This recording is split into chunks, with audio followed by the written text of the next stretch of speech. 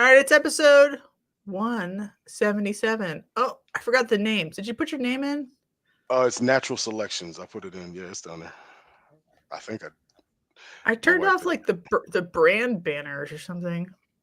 We're doing this on live on the internet, everybody. Wait, I gotta fix it. It's bothering me. Well, so while chat comes in, edit minimal. Is that weird? Like my name's not coming up. Neither is yours. What about now? Nope. Nope. All right. Oh, gosh. Sorry. Well, this is Wilson Primas of Natural Selections, and we're both here, and Chet's here. My husband's here. Joe's here. And we're going to do the sponsor shout outs first, as always, and then we're going to get into it. Maybe we'll get into some. Oh, Merry Christmas, everybody. Oh, okay. Got a little chocolate there. Huh? I forgot he was still in the old overlay section. Merry Christmas, everybody. Okay, vetdna.com. Hashtag shit happens for $5 off the crypto panel at vetdna.com. Thank you, Ral. We love it. And let's go to the sponsors real quick. It's kind of a slow time of year because it's like between shipping times, but that's okay because we still have the 15 minutes of lane. Hopefully, everybody's voting for the Herp and Harbins. Shane Kelley, Small Town Xotics, is looking around, watching stuff. Have you been following that, or do you care? Not really. I haven't. That's okay. I just saw Sloan Morph's butt recently on a reel, and I was like, wow. I don't know. I haven't seen the Herp and Harbins butts, so I'm gonna need some more commitment, please. Thank you. But I thought that was really funny because he pretended to be like Mike Tyson. He like turned around, and I was like, respect. Shane Kelley, Small Town Exotics. Eileen doesn't have any shows coming up, but she's doing her thing, and everybody should follow her on Instagram because she posts lots of pictures of her Dominican red mountain boas, and they're red and fun, and you should follow along on the Dominican red mountain boa journey. Thank you, Eileen. Bravo Zulu Ball Pythons. Stoneage Ball Pythons. Justin Brill, I still don't know what he's doing. He doesn't really tell me anymore. But he's breeding ball pythons in the Pacific Northwest, having fun, mostly in the clown pied. Thank you, Justin. Andrew, he recently received the wrong rack from ARS during the Black Friday sale. So hopefully he gets a good, solid refund. We love that. Thank you, Andrew, Powerhouse Pythons. He's doesn't have any shows till January, but he does ball pythons, leopard geckos, rodents, gopher cocoa, and other fun species. Thank you, Andrew. Grave Family Snakes. This is exciting news. They booked their trip to Ham in September. I want to go to Ham. Do you want to go to Ham? Hell yeah. Yeah. That's a dream. Yeah. So, like, what's cool, I'm sure they're like expensing it on this year's taxes. I'm like, yeah. You know what I mean? Because it's a business trip. Hell yeah. Right? That's even cooler. Yeah. And then their first clutch for 2025 has been laid, which is a pastel banana VPI Xanthic G-Stripe to an enhancer head G-Stripe. Congratulations. And thank you, Grave Family Snakes, for sponsoring. And Chris Abitas Reptilia, he's also kind of AWOL because he's been hunting too much. But he has boas, ball pythons, blood pythons, lots of colubrids, and one day, probably in the distant future, his morph market will be updated. So thank you, Chris Abitas Reptilia. That was it. Please, if you don't mind, introduce yourself, Wilson. So my name is Wilson Primas. I've been a keeper since I was 5. Super passionate about the hobby. Started breeding early on and just kind of progressed from species to species. And now I've got a bunch of different Morelia. Me and my wife started a little corn snake colony going on, and some boas. Yeah, so that's pretty much it. I'm from Camden, New Jersey, and yeah, And you live in South Carolina now? Yeah, I live in South Carolina now. Yeah, Hmm. loving it down here. The weather's awesome for keeping snakes, and yeah. Are there any species before we get into it that you want to add, or you're like eyeing and you're thinking about? I did a trade with Heath Exotics at one of the shows. I did my first like 3 shows a couple months ago, and I got a little baby Dumerals boa. Hmm. She's awesome. It's like super hot pink and peachy, and she's amazing. So I'll probably get a male for her. I want rough scale pythons, but Hmm. yeah, that's pretty much it. I just got a group of green trees about 6 months ago from Dan over at DM Exotics, and Hmm. I got back into those. I was into those a while ago, and I'm loving those. I got a group of Beox and I got a pair of Lyras, and so yeah, I'm pretty solid right now, and pretty. I just finished off the corn snake colony. That I don't need pretty much anything else, unless somebody's trying to get rid of like a beef nugget or a chicken nugget or whatever nugget. 'Cause Never. them things are Maybe when she breeds and then the beef there you go. stroganoff. I'll wait. I'm You know, patient. I'm yeah. patient. I was thinking about. I was like beef stroganoff, beef linguine. We could do Okay. so many beef-based puns with all of her babies. It's gonna be Yeah. awesome. I can't wait. I'll keep the beef theme going. You know what I mean? Sorry. So yeah, so that's pretty much it. Yeah, that's me. All right, very good. Okay, before we get into it, because your perspective changes based on what you think you are. Are you just like uh advanced hobbyist who breeds some for fun? Or do you want this to be a business or Well, I guess so. Like I told you in the backstage, like I just got married. Like I'm 43 though, so Mhm. that kind of changed things. So like her family being in the situation they're in and everything like that, it's kind of like we were at a snake show and she's like, well, what is this? What are you doing? Like, because I'm just spending money, right? It's just like, and then I was like, well, I could, breed some things, this and the third, and kind of make it at least pay for itself, so it's Mhm. not a burden. Because I'm sure Jessica, women can be pretty expensive, so Oh my gosh, I and know. this is a new thing for me. So, I kind of figured, hey, see if we can, at least make it pay for itself and see what it can turn into in the future. Yeah, And I chose corn snakes just because, like, I feel like those are the appropriate snake that I could put a lot out there. mhm. Right, it's very easy to be like, "Yeah, it's $50, it's pink. Go Right, for it." It's like it's not hard for people to make the decision. It's harder if you're like, "Come buy my Biak or something. right, It's $500 or whatever." Yeah, it's there's different price points. So but you're not thinking right now. You're like, I need to go full time next year. no, no, no, no, no, no, no, no, no, no. I mean, if I Right, that's had to, good. like the stuff that I produced last year, I still have most of it. I don't even have, I didn't even put an ad up on Morph Market yet. But I got the page. I just didn't follow through with the photos and stuff. Like, I have no problem keeping them for a while or keeping Hmm. them. Period. The boas that I made. I mean, I'm keeping 5 of them back anyway. So Hmm. Yeah, good. I mean, we can get into that. That's part of one of my things that I think will improve the reptile hobby is more people should breed as a hobbyist and not as like a wannabe right, breeder. that's what it's kind of supposed to be. And then like if something happens and it turns into that for you and you want to go scale or whatever, I mean, great, but you have to grow into that. It's not something that you can just because it's a discipline. It's not, you know, if you want to do it right. Yeah, yeah, And it can turn from from a pet to a hobby to a discipline real quick. right. But I And think I guess I want to be like those people are just as good as, maybe even better than someone who's like, I'm breeding for a business in some ways. Because you're like, it's a yeah, straight of up course. hobby. Yeah, it's passion. And if it Yeah. pays for itself, I mean, there's not many hobbies that could even do that. I mean, that's why I say it's such a great hobby to begin with.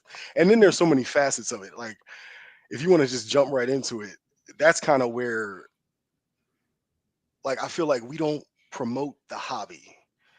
We promote Mhm. individual species. and you try Mm-hmm. to sell your species instead of selling the hobby, because there's so many different aspects of it. You don't even have to keep reptiles in order Mm-hmm. to be in the hobby. I mean, there's herping, there's photography, there's citizen science. I mean, there's so many things that you could do without even keeping them. And I feel like a lot of people struggle with the captivity part of it, Mm-hmm. right? And I think that with knowledge and time, you kind of overcome that, a little bit. I know I did, Right. You did sort of two of mine. One of mine was just be nicer to keepers that aren't Right, breeders. Just right, be nicer to them and promote them and talk to them like they're equal of someone who breeds even at a hobby level or like a full-time level. Just right. be nicer to them because we love them. And that's what I like. I actually like those folks more than some of the people that are in the hobby, to be honest with you, Mm-hmm. because they're more, open and just willing to learn. Whereas a lot of people think they know everything, and which we really don't know anything, right? Mm-hmm. So Sure. there's so much that we don't know. I think a lot of times there's like a false sense of understanding that comes from captive keeping because those people have never or very rarely gone outside. Right. Like they don't go herping, so like It's crazy. It's crazy because all I'm saying is like, and I'm not saying that my generation or the generations before were better. It's just that it's kind of like, in order to be a good member of the community, in order to know what you're doing, you kind of have to go through a process. And Mhm. everybody back then was forced to go through the process. And now you could just get on Facebook and pick the advanced group, and now you're advanced. And it's like, not really. You still got to go through a lot of things. Right. So you're saying like there are people who are new that feel very entitled to Yeah, their limited knowledge base, but they maybe don't actually know what they right. think They're they they're know. standing on the shoulders of giants and don't even know it. How do you fix that though? I mean, I feel like that like educating from the group of people that are like us, right? Because there's plenty of us, right? But we're just quiet. Like, it's the people that are the loudest Mhm. mouth are the ones that are shouldn't be talking most of the time, right? Oh god. That's the problem, So is like, different people will set themselves up as authority figures. So which one of those people I don't necessarily wins? think it needs to be an authority figure. I think that it needs to be kind of like back in the day where you learn the standard from books and knowledge and things like that. And Mhm. obviously now people don't want to read, but there's Mhm. PDFs, there's technology that can read the damn book to you. So it's like I still don't see any excuse, Oh, man. You you need, know. like, 15-second thirst trap But that's crazy. It's TikToks not a that it's not a have citations in them for snake biology. but it's not a 15-second hobby. It's like Oh, a, I know, it's like a you know what I mean? It's not a, multi-decade yeah, experience.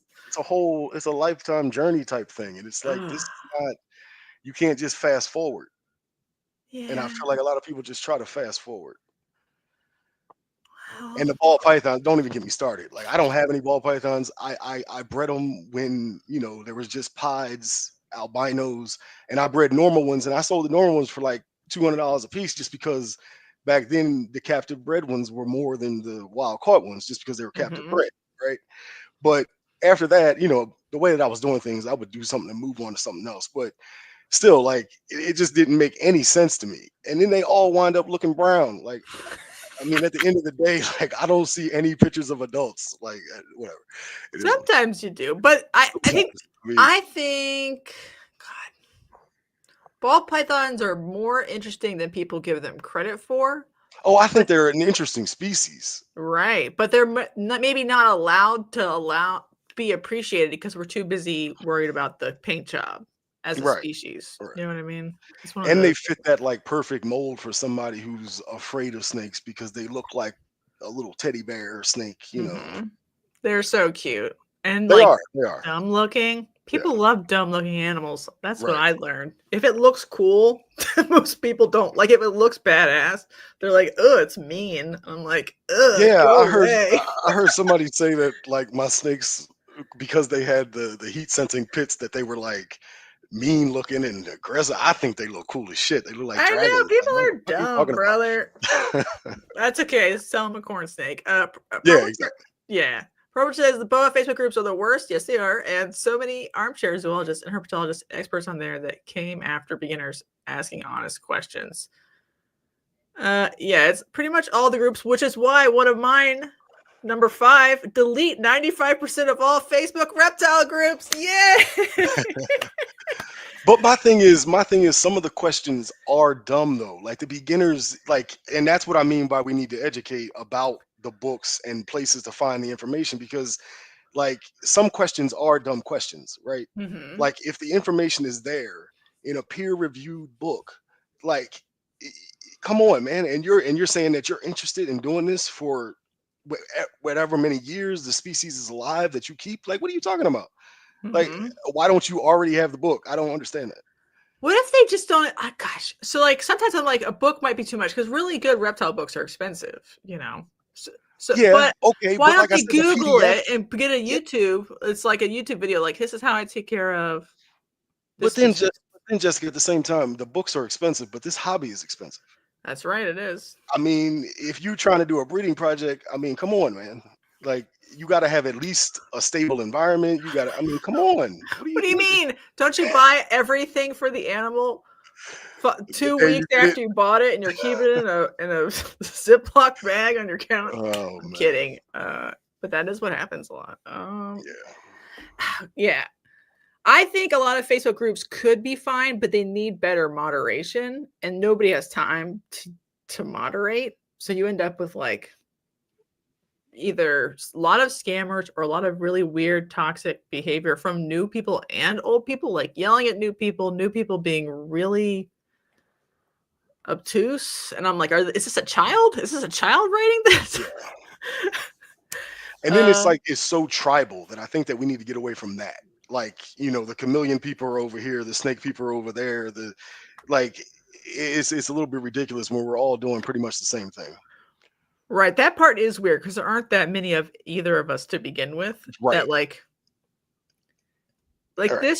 this podcast is a multi-species podcast on purpose.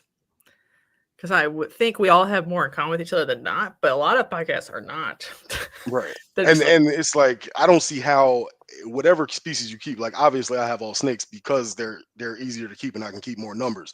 But I love lizards. But I'm not like I've done it and I'm not doing it right now just because my life is also, I'm busy. So I gotta have something that I can maintain easily. yeah. So it's like, yeah, everything is awesome though. I mean, I worked in 2 pet stores when I was a teenager, and I mean, taking care of chameleons and prehensile tail skinks, everything is cool. I just don't understand why there's so much or not any unity at all. Do you think it's because I don't know, like you end up having to like niche down in some ways for marketing purposes? Yeah, but see that I don't know, man. I just feel like we need like I feel like the generation that I was from knew that there was a standard, and the people that were outside that standard, they were just outsiders, right? Now there's Standard in there's husbandry. standard in just being a hobbyist, keeping Okay. knowledge, right? Okay. Like because you're into herpetology or herpetoculture, whatever you want to call it. Like I feel like you wind up being an environmentalist. You wind up just knowing so many different things, right? So once you do all of that, like you become something a little different. Right. I have number And 10. now, Inspired genuine interest in natural history of herpetofauna, even if they're not being kept. Which right, is like, that's which I crazy. feel like we used to do that. We would like catch it outside, play with it, let it go, and then be Right. inspired to buy something from another country that reminded you of that. I mean, Like that process was more intuitive. some of the more interesting reptiles are the ones that we don't keep in captivity, period. I mean, Oh right now, yeah. and it's not just because we don't keep them. I mean, that damn spider tail viper, like that, what the hell? Like that thing is cool as shit. So do you think it's because they don't get to watch? And I know Steve's controversial, but like I remember watching Wild Discovery a lot and being like, right. wow. For me, it was Mark O'Shea, right? Mm-hmm. From and then before that, oh God, what was the guy's name? Corwin. I liked Corwin, but Corwin came out, I felt like I was a little bit more too mature for it. It was kind of like a kid more Jeff Corwin. Jeff for Corwin was me. fake. Like he was the. Yeah, he was like He was made. animated, and I didn't Oh mind him. no, not his kid thing. He had a real show. Remember, he did Next Animal Planet Super Yeah, Show. yeah. I don't know. It He just I wasn't don't a. know. He was like hand selected though to be like just attractive enough, but not too attractive, so it was weird. Right. To be a like substitute Steve Irwin, he wasn't that good at it. Yeah. I was a Mark O'Shea guy, so Right, Mark O'Shea was an actual it was herpetologist. and then everybody else, we don't need to talk about it. Yeah, It is what it is. you don't want to put weird stuff up your butt like Bear Grylls. No. I like I was telling you backstage, I'm not a fan of the exploiting snakes to get attention. Yes, Mutual of Omaha's Wild Kingdom. If you're a little bit older. Yes, that one, Mhm. and there was somebody else too that I really liked, and he did all types of animals. But anyway, Jack Hanna. getting old. No, Jack Hanna was all right. It was Jack Hanna was more like another guy, and then Rob Brettel had that Australia thing that he did. That was awesome. I don't know if you said that. If anybody wants funny like clips, YouTube up Next Animal Star. It is so dumb because they would make somebody like come up to an animal and try to interact with it in a nice way really quickly and explain some animal facts about it, but it was like a challenge, so the people didn't even know what it was. It might be like a I don't know, just some sort of off the wall mammal or something, and they would just make something up about it. That's like, they'll say it's an anteater and it's like an armadillo. It's really funny. Right, Cora didn't like animals much. Yeah, there was a lot of God. He was the hired talent. Got you. But yeah, it didn't seem to me when I was watching it. So our modern day version of that was at one time Barchek, but he was explicitly telling people to become breeders, not love animals in the wild. Is that the difference? Yeah, that's not like that whole trying to make money off of it. I think kind of had a little bit of part in bringing it down a little bit, in my opinion, but I don't know. Bringing like the new people down in terms of just like the quality.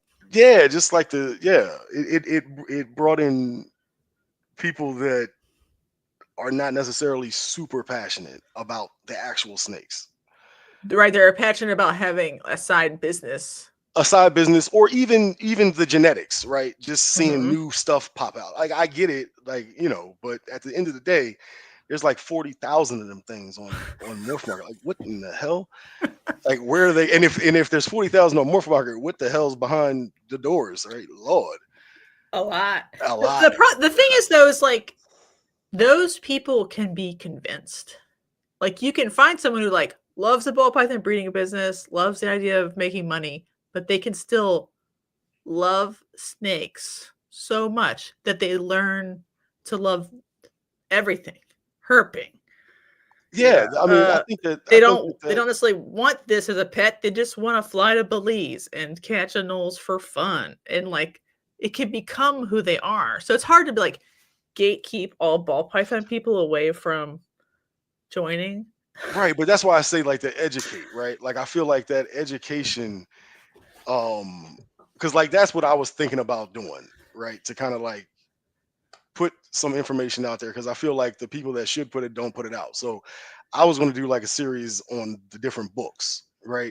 So it's like if you have an issue with like captivity, then you should read this one. Like I don't know if you can even see it, but I can't Invisible Arc. It's the Invisible Arc. Like there's Invisible Arc, there's a bunch of other ones too, but it's like I don't see what the issue is with keeping an animal that's so low in the tropic level in captivity. It's almost no different than keeping a rodent or anything else. So it's like I don't know if like that's an internal hobby debate where like keepers of snakes don't think we should keep snakes. I mean, there are some of them. Well, I mean, you'll see these people. I saw one. She says, a 4x2x2 is too small for an adult corn snake. It needs a Oh, hold on. It needs a 6x2x2 so it can exhibit natural behaviors.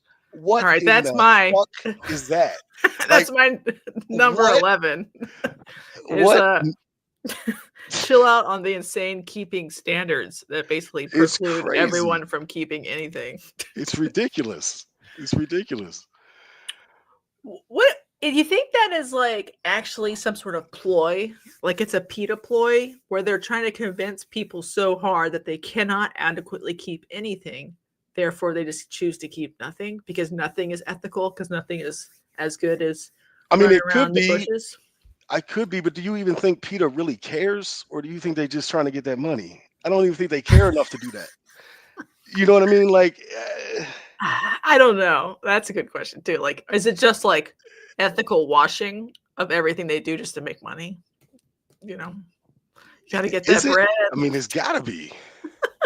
I think some of them care. That otherwise, why would they be like Yeah, the crying people over down, crabs or right? whatever? Like the people down here, the Yeah. people in the streets, but those people in the circle, forget about it. Hmm. Uh, Ash says the lack of unity I feel comes from selling animals in the market. So, like the market not being as good makes us be meaner to pet people. Is that what you mean? And then, a class issue. So some people get to make money off of their pets, and some people don't. And so the ones that do feel bougier.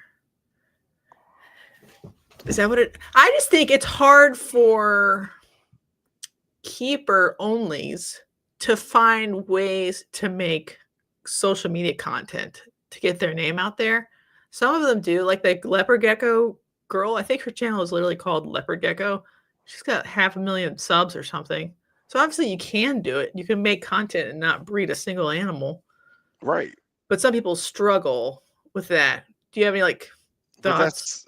I mean, that's just because they're not thinking of, the ideas to get people interested. I mean, you've seen the dumb things that people do and get interest, putting the little hats on them and all kind of stuff. I mean, Yeah, that's sometimes I'm like, Marshmallow is like the most famous hognose I know. That thing ain't breeding nothing. right. You see the Life Under Glass guy? He's hilarious. All of his stuff is like Halo, Master Chief voice, Covenant drop shifts on his dart frogs. It's hilarious. He is breed. I mean, maybe in the future, but like the content is about the animals and like their personality showing through how they show the animals. Yeah. And that's cool. Right. I Right. love that. There's nothing wrong with that. But yeah, I just think more people should do that. More people should be like, I fucking love my Right, whatever. or just showing what they're doing, their upkeep, their maintenance. Like I saw this one kid, he was like a frog guy, and he had a basement full of naturalistic enclosures, and his frogs were all calling and breeding. I mean, that's cool as shit. Just show what you do, show how Mhm. you maintain it. All right, what do you think about the incestuous nature of some of the ethical keeping crowd where they're all cross promoting each other as the most ethical version of it, but they don't.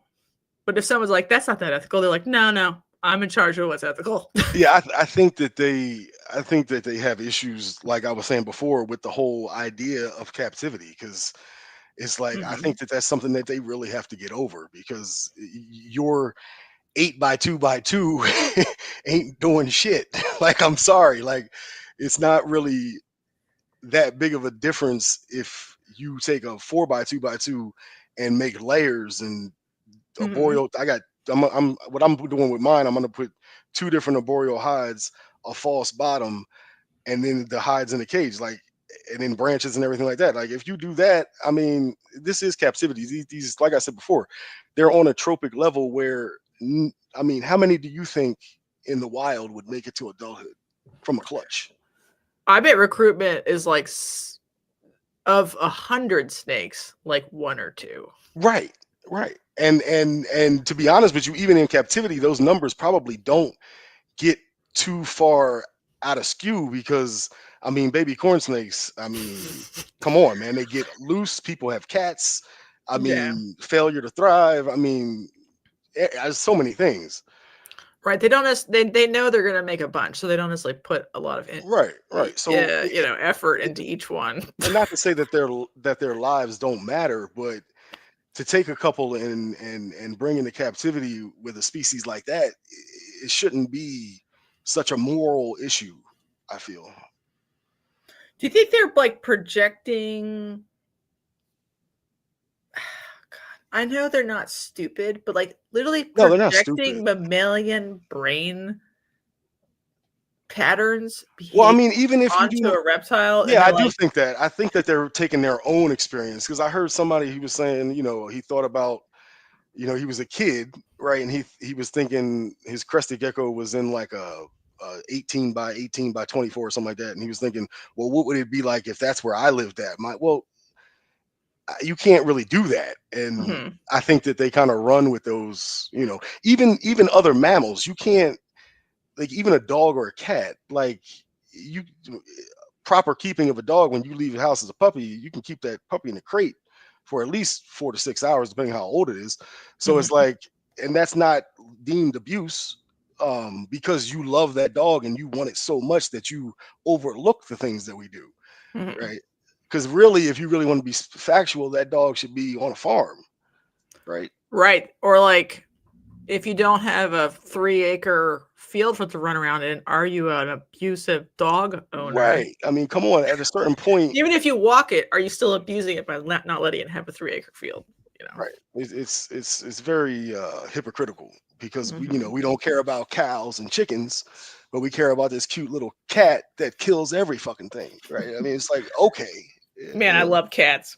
I do. Look, Just I saying. don't have a pro. I love all animals, but they're fucked up. You know what I'm saying? Right. Like, it's like, it is what it is, and they're what we've done with them is fucked up. So they're it's, demons. It's yeah, man. crazy.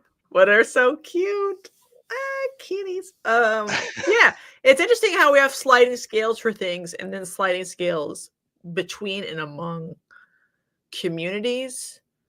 And then in some communities, it feels like mob rule is more important than like just real justification for things. Right, right.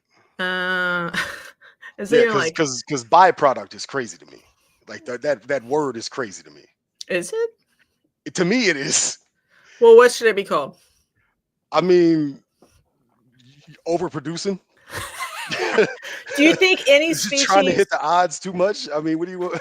well, do you think any species where some of the members of it are considered byproducts should be bred at all, or should some of them, or should all of them not be bred until there's no byproduct and I all of mean, them are if equally valued?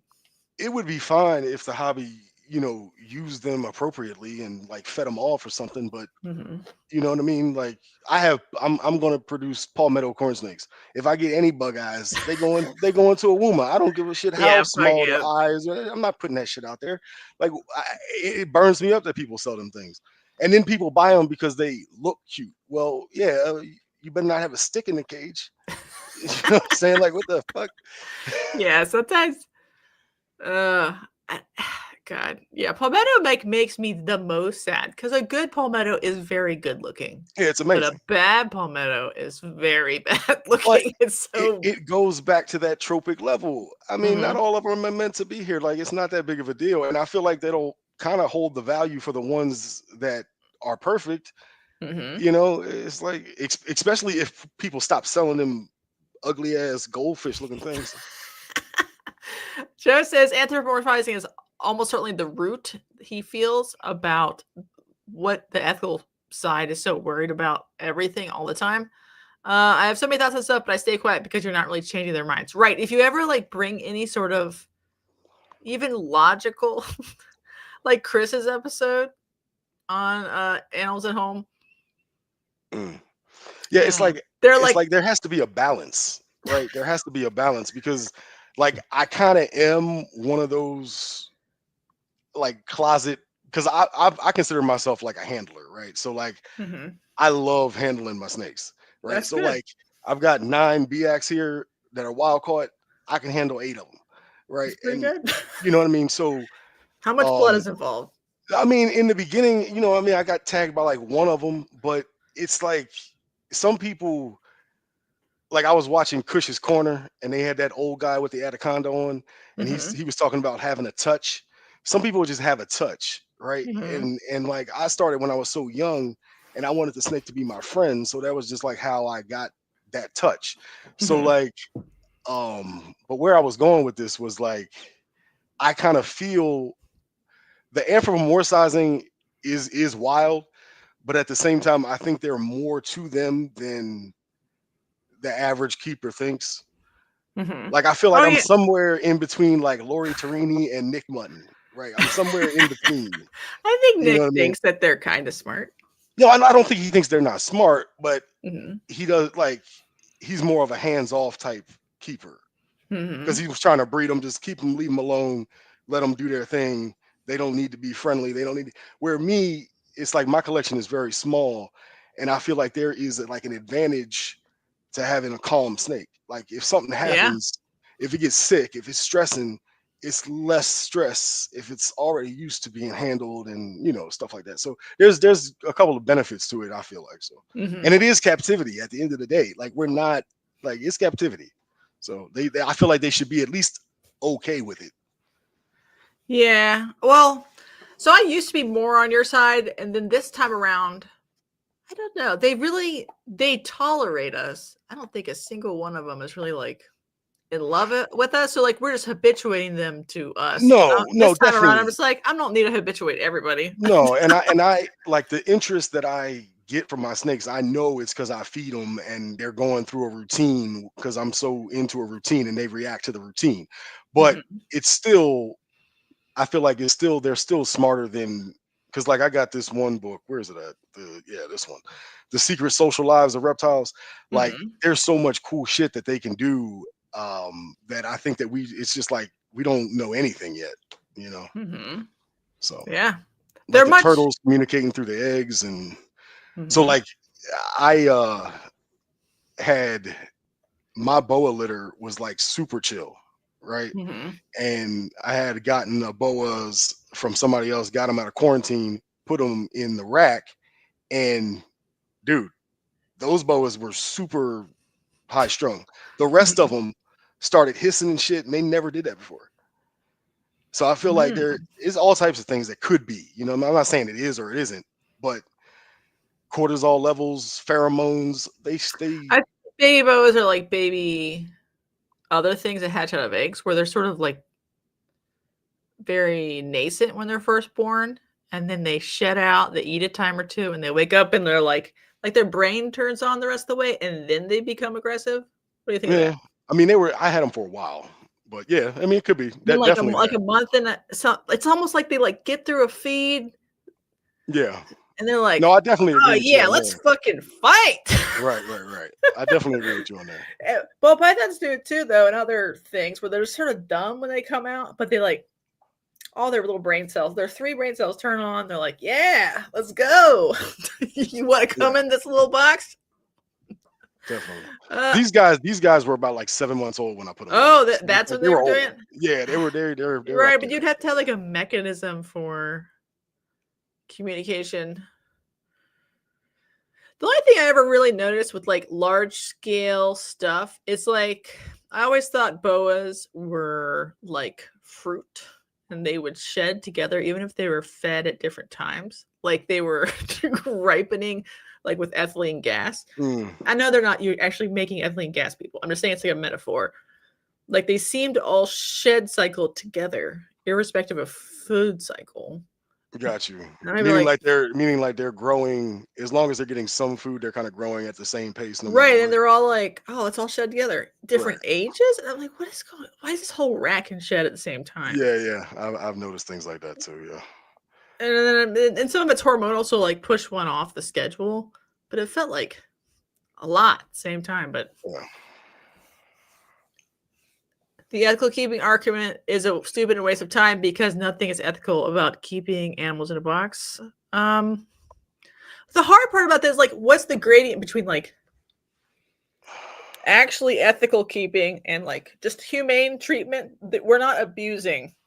Like that's a gradient of Right. I mean, like the wild. Like I think that people think the wild is such like a place where everything just lives its entire life out with no stress, and no I stress. mean, this shit, I mean, there's a hawk gonna go. I mean, I just don't. I don't know. There. If you're saying that there's no ethical keeping, then dude, like, what are we doing to the planet? What are we doing to what are we doing to the things we eat? I mean, like, I don't know. I mean, I'm keeping this thing alive for its entire life. I mean, that I is don't pretty ethical of you. like that's. I mean, it's balance, man. I feel like it's balance. All right, here's a fucking crazy. Oh God, let me show you this. You seen Pavlov's hierarchy of needs? No. All right, let's talk about it. Let's talk. This is a dumb statement. So, like, does a snake need love and belonging? Physiological needs: water, shelter, air. Obviously, snake needs that. Snake Right. needs safety and health. Snake Yep. needs that. But And like, that's it. that's it, right? That's it. That's it, and that's all. Does it That need is it, self-esteem and and that's all. self-actualization with morality? No. So, like, I think if you can control these things, we're good, right? Shit, I don't even think we need some of that stuff in high numbers. You don't need Shit. us to be self-actualized. Shit. I don't know. Not too much, man. Not too much. All right, let's read some chats popping up. Ton of different sub hobbies within the reptile hobby, and people who want to reboot a specific combo have entirely different interests than those who love to build bioactives. And the visions become when people try pushing their specific niche to the reptile hobby on everyone else in the hobby. I think the problem is that they don't even want to talk to each other, though. It's not just right, like I don't necessarily want to breed Korean tree pythons, but I still think they're cool looking. I'll talk to you about them. right. And like I was saying before, like before there was a standard that we accumulated through the same knowledge that we shared. Now there is none of that. And I feel like I'm not saying that there's an authority figure, but like the Facebook groups, the whatever, they need to come to a consensus where it's like there's a certain standard of behavior and it's here. And it's just like you do anything, you could do a million things over, whatever, and everybody just have more acceptance. It's a lot of, like I said, that tribal thing where you're not accepting anybody else's point of view, and that's kind of crazy. Mm-hmm. Well, I mean, this goes to one thing. I think everyone thinks that we should self-police, and then nobody does, or like we try to, or it doesn't work. So, like, maybe somehow. Well, I don't think that you can police. I don't think you can police everybody, but there just needs to be, like I keep saying, a standard, because it's like I just see that as it's who's lost. going to write the standard, though? I mean, maybe a little bit from each community. I don't know. It's just, well, that's what Reptiles was trying to do, but the standard became so ethical, it's basically exceeded most people's normal idea of what the standard was. That's what I'm saying. There has to be balance, man. These right. Well, yeah. I don't know how to. I'm not a balanced person. Yeah. Perfectly honest. I hear you. I guess I'm not either. I got over 100 snakes in here. So I know. There's a. All right. People are designed to live in dirt and woods, but we live in comfortable homes with clean floors. And this is need versus perceived needs. Animals don't think animals are necessarily different. They captivity is an abuse, basically. People are just projecting that it is because it doesn't look like the wild. Right. And they feel like these are wild creatures, but everything, we have domesticated pretty much everything. Mm-hmm. Like, I'm not everything, but you know what I mean. To a certain extent, we have domesticated so many things. It's like, what are you talking about? How many generations of a reptile do you think we would need to breed for people to not think that it needs to live in a bioactive vivarium that perfectly matches their? I think people are stupid. I don't think it matters. I don't think I don't think if you breed 100 generations, it doesn't matter because they're a reptile and they belong outside, right? I don't think it matters to them, to those people. The hard part is like how much of the biology of a snake or a lizard dictates the behaviors.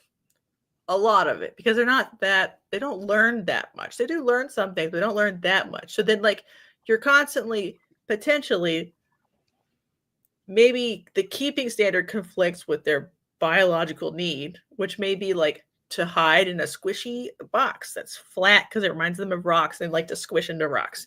And so like that part might be so ingrained you could never breed that out. But I don't think you need to like include dirt in there unless they're one that has a biological imperative to dig. You know what I mean? Right. So some people are like, oh, I need to put dirt in my ball python cage. You can, but I don't think a ball python is necessarily like ingrained with the instinct to dig into dirt. Right. Especially now. I see ball pythons that don't even ball up. They don't even know how to ball up. Like, yeah. Sometimes I'm just like, maybe they're very chill. right, because of domestication. Cortisol levels, you know what I mean? I feel like they already are to a pretty much to an extent. I bet we could test this. Because I bet it's like, you know, like a cortisol axis reaction. Like if they get enough cortisol juice, they're like, stress, ball is the instinctual response to that. I bet if you bred ball pythons for tameness, they would just not produce as much cortisol like dogs and cats. Exactly. And then they just don't ever need to like turn that behavior on, even when they're born. I'm like, please breed ball pythons like that. It'd be fire if they were all really nice. Some of them are mean. Like, why are you so fucking mean? You're supposed to be nice. All right, let's go back. Chris, I honestly think people should look at how ethic committees treat housing minimums in zoos and research facilities, etc. The advanced crew overthink and overcomplicate so much. F2 is domesticated. I don't know. I think when there's a material change in the animal's behavior from wild behavior, I will start being like, yeah. You know, a dog that acts like a puppy all the way into adulthood when it's clearly not a puppy anymore, that is domesticated AF. But a cat, he's like, fuck you, I'm leaving. I gotta go. What's up, Snake? X. Okay. What other grievances do you have? This is the airing of grievances episode, I guess. The Venomous. Let's go with the Venomous. I mean, if you want to So I love venomous snakes. They're my favorite snakes. But again, I grew up learning this stuff and with a standard where if I don't have the proper facility, I can't keep them. And I damn sure wouldn't free handle on video and show people, right? Is anti-venom for pussies? Oh, come on, man. Don't even get me started with that motherfucker, man. Sorry. Like anybody, and that's the thing, anybody that has a little bit of handling knowledge with snakes can handle any snake. They you know what I mean? It's like, what are you it's not that crazy of a skill. You know how many people can do it that don't? You know what I mean? It's like, yes. Yeah. I mean, I was a kid, so I grew up in Camden, New Jersey, and then we moved to Tabernacle, basically for me, which is the Pine Barrens. So I was 11 years old, and I just went the fuck crazy, right? So I caught copperheads, rattlesnakes, all types of shit. I used my hands. I was by myself. You know what I mean? Like with a hook. I did crazy shit. I'm not saying that. I'm not saying people can't do what they want to do, but to get should they be allowed to do it on the internet in front of other people? That's my issue. That shit is ridiculous. It's corny as hell because so many people can do it, and all you're doing is appealing to people that don't know no better, right? How do we police those people, though? We already said we can't. That's what I'm saying. There needs to be a standard where that shit is corny. No, I don't even think most people know that shit is. It's whack as hell. Like you're disrespecting the animal and yourself, right? And all the things that could possibly happen. Like how many times has your power gone out? So you could be sitting there playing with your tame copperhead or whatever the hell, and the power goes out, and now what the fuck? You got you know what the hell, man? It's just ridiculous. It's ridiculous. Oh gosh, I don't. And it's like after I learned, so like when I was a kid doing that dumb shit, after I learned how like crazy that was, I never did that shit again, right? Yeah. It's like, come on. Man. Do you think people? I mean, you know how controversial Irwin was at the time for tailing elepids for fun, basically. Right. So, like, do you think that's it? Like, sometimes people are like, "Oh yeah, obviously you can do it," and so people like learn they should do it instead of learning. Well, that's what I said. That's why I wasn't. That's why I wasn't much of a fan of his, right? Even as a youngster, like like Bob Irwin is actually the OG, really, right? He made the Mhm. zoo. But anyway, not get into that. It just wasn't a fan because of the exploit type, because that's how I looked at it. Like, you're exploiting snakes Right. to gain attention when you're doing things that I'm not saying anybody could do, but somebody with a little bit of base knowledge can do. Mm-hmm. So I mean, all those guys over there tail the Mhm. elapids, right? I mean, They're stupid. look, to each his own, right? Like, Listen, they're I'm not stupid. trying to go there, but I just don't think putting it on video and advertising it to people that don't know what you're really doing is cool, you know. Yeah, they all have been bitten. It's not. Of course they have. Of Yeah, course they have. yeah. I call them the missing thumbs crew. They're a bunch of fucking idiots. They're all a bunch of fucking idiots. Like, yeah. I like touching rattlesnails' butts, but I only do it when the Listen, front half is on a hook. I'm just gonna tell right. you. If you like I said, I'm not saying don't do what you want to do. I'm just saying don't put it on fucking internet. Right? Don't. Right. Yeah, it never Don't do it happened. and don't act like you're some snake master because of it. Right. No, I just want to touch their butts. Chris says, as a venomous keeper, all my posts have venomous animals have a disclaimer. Too many shitty venomous keepers are out there, and people are impressionable. Yeah, I just don't know, like, if reasonable messages win in a Right. world where you have a fucking monocle cobra, and you're like, look Right. at this, I'm fucking, my dick is so big, hypothetically, look. Like, you're looking for assholes and then you got them. Like, that's Yeah. so the assholes ain't gonna, Yeah, you know. I like disclaimers and I love caveats, but I don't know if we're winning the war. But you know what war we have won? Venomoids. I haven't seen a venomoid. I mean, I have seen some for sale on like Fauna, but they're old. That's like extremely pussy shit, right? Like, what do you like? What in the fuck? Like, do you even like snakes? Like, what? No, you don't want to chop them up with fucking backdoor surgery. Remember those old like Like, they do venomoid realize that making the venom kind companies? of digests the food for them a little bit too. It's like, what Yeah, and the they can fuck? regrow it, and you don't know how good they did it. Exactly. Yeah. But there used to be like that company. It would just make venomoids for people, like Really? reestablish them and sell them on purpose. And you got like a paper, but you had to That's like trust crazy. this piece of paper. That's crazy. You remember that's that? crazy. That's No, why I when everyone's like, I "Yeah, the know. late '90s were the best time," I'm like, "No, they weren't. It was bedlam." Yeah. No, there's plenty of shitty people, right? There's Mhm. plenty of, and there's always, and that's why I said there's always going to be that. But I feel like when I went to the shows then, like, yeah, I know that motherfucker's a shitty. Like, I do that shit now, but I know who's with what you're doing and how you're doing it. Like, you could tell. Mhm. Chris said he knew a guy for 2 years. Oh, been keeping for 2 years. Went from balls to bloods to gaboons and was free handling in a week. That's awesome. Yes. Right, we don't want to do that. I don't think anyone should be doing that. And it's like, I get it. It's like a thrill. Trust me, I get it. I get it.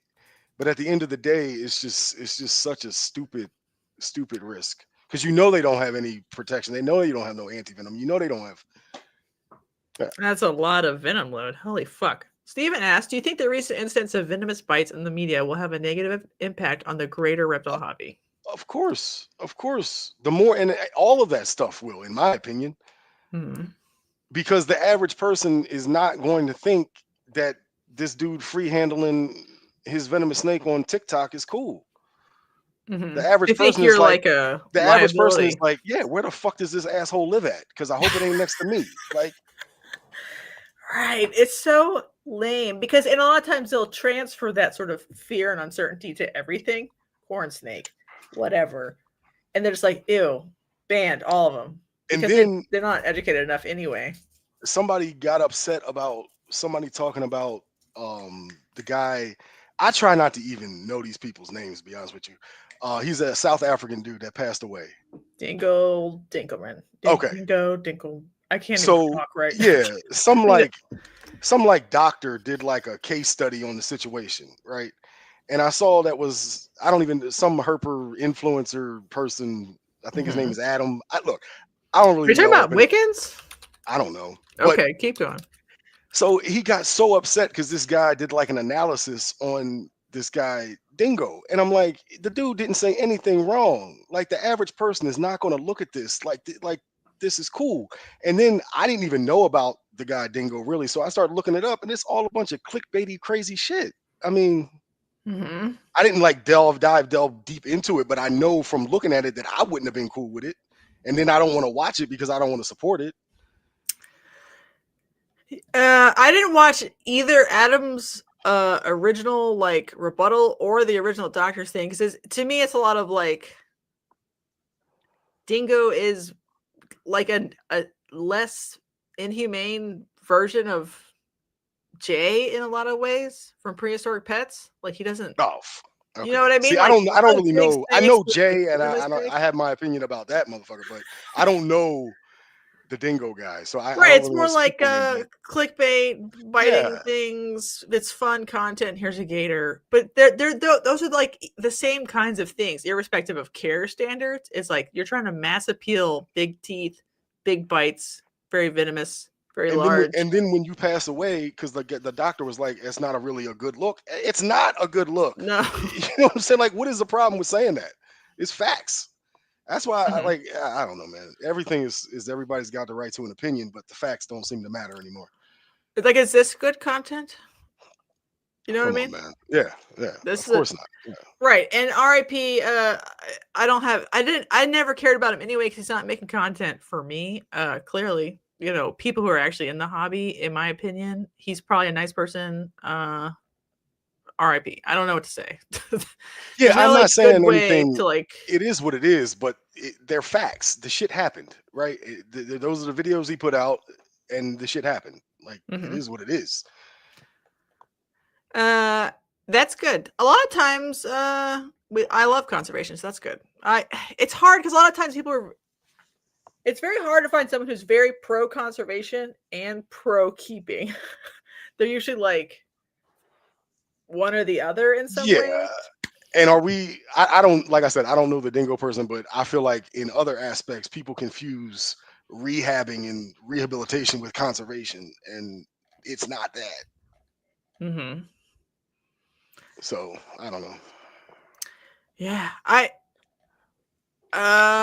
for me, all of the like clickbait creators are gray area. What do you mean by that? They're just like, maybe they're good for the hobbies in some ways. Oh no, for me they could all suck a dick. No, they could all suck a dick. No. What about like Bartek? No, I'm not. I wasn't a fan. I wasn't a fan either, but I feel like I sold people snakes that were like, I saw Bartek and I learned that ball pythons could be banana colored, and he's like, well, I want one now. I'm like, okay, I got one. Well, that goes back to this. I don't like necessarily know. That exposure level is so intense. I don't know if it's good, but it does make people want to join the hobby and right. But everybody wants to join it to have like some, you know, extra income or their sole income, and it's like we all can't do that. No, we can't. It's ridiculous. Right. And then most people are not able to do things on scale. Like they think they are, but they're not. Right. All right. Oh, I have one for that. Number 7. More people in the hobby should be in reptile related business, but not necessarily reptile breeding businesses or hybrid business. So like art, with a little bit of breeding, or maybe they just sell wood. There's a wood vendor, but they just love chewies. Make your own rodents and sell some of the motherfuckers so they can come the fuck down in price. Because we need more people selling shovels and less people digging for gold, I guess is what I'm saying. Make the bioactive enclosures and sell them. Like, I don't know. There's a million things that you could do, but the need for these animals to be such a high ticket item, I'm not saying they shouldn't have value, but the need for them to be so expensive is a little ridiculous. Well, I don't mind the value because the value is arbitrary anyway. Right. That's the hardest part about this. It's because the market sets the value, not your perception of what you think the value should be. It's everyone collectively choosing to buy and sell it sets the market price. So something could be extremely rare, but nobody wants it, so it costs nothing. Something could be extremely rare, lots of people want it, so it costs a lot. And some people that could be like really, really common, but everybody wants it, and it can still be expensive because everybody wants it. And like something I struggle with. But then at the same time, like it's not the same value in different people's hands, right? Yes, people's ability to like turn a snake into a sail is wildly different. Or So one person can, even into an egg, right? I or mean, even some into an people are like, egg. yeah, I mean, Yeah, that part is something I struggle with because we don't have a good, like the reptile market cap is much bigger now than it's ever been, in my opinion, but it's spread out over more and more kinds of animals that are of higher and higher quality for their species and kind. Like snakes are less sick now. There's less wild caught ones. We have all these like lizards that are cool and captive bred, and maybe morphs are part of it. Maybe it's just they're rare and they're taken care of and all this stuff's going on. So the market cap is huge, but then like we have a sometimes a diminishing ability to value them accurately for their real demand. And I don't know what to do about that. So yeah, yeah. No, I agree. I agree. like sometimes I think chondros are overpriced. What do you think of that spicy theory? No, hell no, hell no. They didn't used to all be like, oh, it came out a little bit of blue and black because it's a hybrid. Now Okay, it's okay. $5,000. Now, if you're asking me, are the designers overpriced and the localities underpriced? Yes, but I think that the designers are just mutts, right? They are cool looking though. But at the same time, not all of them are, and you only see it's like ball pythons a little bit. You see that the Don't you like OCC, gambling? but you see pictures of the OCC or like 2.5 years old, and that's it. It's a green ass Right, snake. and then it winds up being green with a little bit of black flecking. You know, I had a group of them, right? Mm-hmm. And so my original group, right, I bought into, and I was younger, so I did want to get all captive bred. You get all captive bred, you're getting a bunch of hybrids. So Mm-hmm. especially back then. So after everything happened to me, like I had all types of shit happen to me, but I got back in recently. I only want localities, and I felt like I was buying them things dirt cheap from Dan. You know what I mean? Like I got on his Patreon, you got a little discount, this, that, and the third. Them things were like $400 a piece. Like, are you kidding me? And I would rather have those than any of the designers. That's good. I think people should try to do more locality conjurers and not chase designers. Like the Yeah, that's all price I'm to doing. reward Yeah, sort of gambles is crazy. but see, like the Do price. yours have worms in shouldn't- them? Did you have to worm them? So I didn't worm any of them. Um, no, they had Okay. the nematodes. You know what I'm Okay. saying? They had the little, the things under the skin. But the one that had those real bad, I guess that's from eating the frogs. They're pretty much already dissipating. I mean, them things are rock solid. He had them nido tested. I mean, yeah, Have you they're rock solid. retested them? I haven't retested them. No, I It's haven't. hard. That part's hard. Yeah, I Big feel like time. this. Like, to be honest with you, like I will retest them, but I want to wait a little bit more just because of the stress of doing it. Like I'd rather just let them chill because I Mhm. mean, they're like I said, they are rock solid. They're Alright. all like one of them came in scarred up from like animal bites or whatever, and that thing, I feel like they're even. I feel like their physical form is better than any of the captive bred stuff, just because they've been doing that wild thing. Mhm. Like their heads are big. It's just they're awesome. Hmm. Mhm. Yeah, I don't know. I think there's something up with conjurers in captivity, and I don't know what it means. Because What I'm do you mean? always like, maybe you shouldn't beat them in the head with a pinky. Maybe Oh you should no, I just mean go we're ahead totally and give them feeding a them. gecko or a frog and Yeah, just yeah. deal with it. It's So I was expensive on that. enough. The dude MJ. I like some of the stuff that he puts out. Some of the stuff is like, all right, chill with that game. I don't. One thing I don't like is calling it a game. Like the ball python. And I know it's just semantics, it's just words, but it's like, is it really a game? Like that's part of the culture, like just the byproduct culture. Is it a game? I don't Mhm. know. I don't know. I think that's an MJism. I don't know if most people I mean, call but it. a lot of people. I mean, I hear that. That's like talks about every group. Like, oh, it's the leopard gecko game, or the like. I hear it Mhm. different places. Yeah, God, Anyway, it doesn't matter. I was just saying, like, what was I saying about him? Yeah, he was talking about the crested geckos. Like, dude, I was on that on MVF back when in the early 2000s on MVF talking about it, and I got railroaded about it. You know, you're not respecting the people that came before you. The pinkies is this, the pinkies is that. And then Terry Phillip got on there and was like, dude, you're going in the right direction. And I was just like, all right, fuck it, I'm going on my own and do my thing. But yeah, we're not feeding them what they're supposed to eat, obviously. Right, they might be happier and bigger and grow better if you fed them what they were supposed to eat. That's all. Exactly. Aaron says, I disagree on hating them. He's talking about large reptile influencers. The new generations of keepers are highly on social media, and we need good people to attract others in order to spell lots of myths. But I guess the question is, if like a snake discovery can have a lot of influence, but not, have boom slangs and free handle cobras, then do you need like crazy style content, or you could just have more snake discoveries? I just feel like the crazy style content is attracting the wrong people at the end of the day. It's just not, and you're just trying to attract for your, monetize or whatever the hell y'all doing. I don't know, but it's just, I don't know. It's too much, man. It's supposed to be. It's not a digital hobby. It's really not. And I think everybody's trying to digitize it. And it's like, yeah, you could do it to a certain extent, but yeah, these people need to pick up a book. I hate to say it, or at least get the PDF and freaking listen to some robot voice tell it to you while you're driving. I don't fucking know, but it's just so much information that there's lacking. Audiobook forms, of a lot of them. Yeah, man. I mean, but even if you don't have the audiobook, aren't there programs that can like read the? Yeah, if it's like in Kindle. Like, come on, man. Shit. Or they can listen to a podcast. Yeah. But we're not really solving things on these podcasts, right? No. We're just having conversations, right? Yeah, a lot of the problems. This is something, I forget if this is a number or not, but I think a lot of our conversations in the hobby are very it's circular and internal. They're like,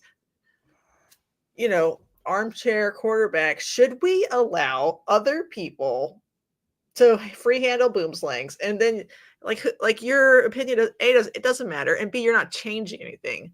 But it's more about like going out there and making somehow equally entertaining content that gets just as many views and says, don't free handle boom slangs. Like, can we do that? Do we have, is that message powerful enough to even do that? I think the message has to be the complete opposite, though. And then you get deemed a hater. Like the message can't just be, right. The message has to be, these people are stupid because they're not respecting the animal or themselves. That has to be the message, because that is the truth. Like I don't know, man. I don't know. Yeah, it's really hard because people will 100% call you a hater if you're just like, hey, I bet this person is a nice person, but maybe they shouldn't do that because it's bad. And then everyone's like, fuck you. the hater will rain down. Leviathan Steven says, I agree with needing good people to grow the hobby, but I don't know if sensationally dangerous activities and hiding behind a don't try it at home disclaimer just for views is good overall. Me too. No, it's yeah. Are they biak? Some of them most of them are biak, and then I got a pair of liras, and the liras are like, they were super chill, but the biaks, they had a little bit of work with them. But yeah. They're very cool. And then the Timors I got from him, oh my god, I'm in love with those. I got a pair of Timors from him. They're like, they don't piss, they don't shit, they don't bite, they're like super chill. So I'm hoping that maybe that'll pass on down the line. Purple Church says the locality versus morph mutt demand comes in waves. Perfect examples was the Argentine boas, which are cheap, and then skyrocketing price. Some of that had to do with like certain animals will have a certain whole species will have like a demand increase and drop, but sometimes like the speculative part of the market that wants to like have a business, that part 100% oscillates in waves, just as people like feel like they can do it almost irrespective of species. So like the ball python one sort of shows it, but it happens with other stuff almost at the same time. other species will do it. They'll just be like, oh, I want a crested gecko breeding business. So it'll like sync up. And it's just like it's almost too many producers in the pool at the same time, and then obviously it falls, the interest wanes. I guess the biggest problem is like, how do you convince someone to like reptiles their whole life? Well, that's what I'm Because a lot saying. of them only like them for 2 years. We're a weird batch, man. And that's what I'm saying. Like, I feel like me, honestly, the whole industry part of it is part of the problem. Like, I'm not trying to say that it Yeah, I mean, this is hard because you need the industry part. Otherwise, you don't have a bunch of stuff. PVC cages, really cool UV light fixtures, all this like investment that would create supplies. That's because people think it's a business, so they're willing to bring in outside money to invest. But most people, if you really want to be honest, get bored with a snake after a year or two. Yes, 100%. Right. Most people who I sell pets to don't have their pets in a year or two. Right. So it's like, is that morally bankrupt or what? Again, I don't necessarily think it's morally bankrupt just because God, sometimes I do. Yeah. Sometimes I look up. Okay. So what if we were breeding mice instead? Would you think it was morally bankrupt then? Well, they'd be dead by the time they are tired of it. So that's actually probably a perfect pet. Oh, so you're saying that the longevity of the species is what makes it. Yeah. I see what you're saying. That's why I don't want to sell turtles ever. Oh, yeah. And all them people with them fucking sulcatas for like $25. What the fuck, man? Sorry. No, and I love turtles. I think they're really fun. And I think some people can keep them very well. And they do keep them well. And they have good like networks of keepers. I just don't know. Especially if you're living in a place where you can keep them outside or something like that. Yeah, great. But it's just so hard to be like, yeah, I'm going to be here. Shit, the box turtles that I used to catch in the Pine Barrens were probably my favorite thing to catch. I used to paint little dots on them and catch them again, you know. Yeah, I don't know if that's ethical at all. And makes not. There are certain species that we keep and breed that is totally unethical to even have, right? I mean, come on. Mainland retics, get the fuck out of here. Stop it. Right? I think you got miles of home range. You're trying to say, oh, well, my room size enclosures, man, they don't even keep them in that. They keep them like an 8x2. Get out of here. Face all rubbed the fuck off. Like, come on. And they're tree dragons. So, like, they also need to climb too, even though they're huge. Right. And that's why they look so like slugs in captivity. They're like fat and their heads are small, where the head's supposed to be fucking massive. You know what I'm saying? If it's that big. But anyway. I want to believe that like 5 people in the country can ethically keep a retic. What do you think of that? And they should be allowed to, mainland retic. And they should be allowed to. They should be allowed to, but there needs to be some type of policing. And nobody likes to hear it said, but it is what it is. From the state or from the hobby?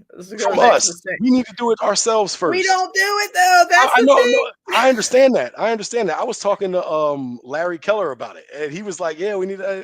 He was a cool ass old dude. I bought a whole bunch of fucking vivariums off of him, but like, I bought my Dion's red snakes from Larry Keller. Oh yeah, hopefully he was cool as hell. Yeah, he's got weird old shit. Yeah. I talked to him for like an hour at Tinley. But like, so. Like the thing that I was going to do with the books, right? Like getting back to that. So like I befriended, I don't know if you know him, John Kamitzer. He's like an old time. He sells books everywhere. Yeah, that's all he does is sell books. All he sells is books. He's selling at Harvard Gross in Maryland. I don't know if he did that one, but I found him down here in South Carolina. He was doing the Venomous one in South Carolina, and then he always does Daytona. So you can always find him at Daytona. But I feel like I saw Manassas. I saw him in Manassas. He invited me to his house to see his collection and all that stuff. So I was going to ask him if I could like video from there and like just talk about like the history of it, because I just feel like getting people into the hobby itself and not just these individual species is where that's like the only way to truly grow it. How do you convince someone to get into the hobby, but not the species they already like? Do you just want them to get more species, or do you want them to do all of the activities I just want of them the to. hobby? I just want them to realize how big the hobby is, how many activities there are, and Mhm. just slow the fuck down. Right? Slow the fuck down, and realize what you actually want, because you a lot of times we don't know exactly where we want to be, That's you true. know, until you go through species and things like that. And maybe you wouldn't even have to go through them, because everything now is so out there. There's so much information. Like, you can go look at the poison dart frog people and see if you want to deal with the fucking water. Because I went and Mhm. did that, and it was just like, that was the part that, fuck all that. I loved them, you know what I mean? But yeah, no.